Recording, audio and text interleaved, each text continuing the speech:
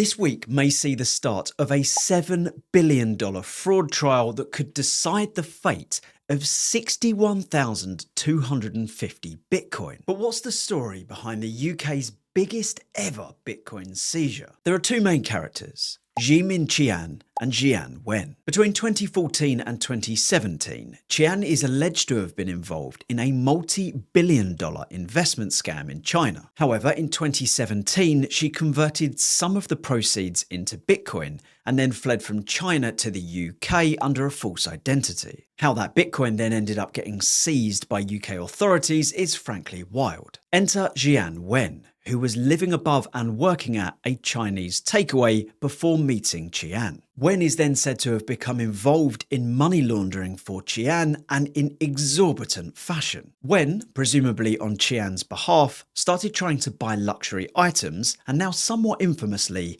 a mansion directly with the Bitcoin. The property was a 7-bedroom house with a swimming pool in London's affluent suburb of Hampstead, and it was priced at around £23 million. Unsurprisingly, the sale didn't go through because Wen couldn't explain the source of the funds. But the attempt alone led to the police raiding the property that Wen and Qian were renting for about £17,000 per month. Inside that residence were digital wallets and keys, and the contents of which added up to around 61,250 Bitcoin. Even at the time of the seizure back in 2021, that was worth around £1.4 billion.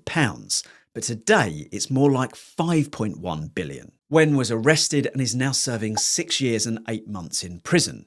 But Qian had already vanished and she may or may not have been found. There are a lot of conflicting reports. Some say that she was arrested in April 2024, but others say she's still at large. Either way, the Chinese victims want their money back. But this seizure is why the UK sits third in the table of countries with the biggest bag of Bitcoin, at least on paper. So if the trial does go ahead this week, and I think it requires Qian to be in custody, it's going to be an interesting one to follow.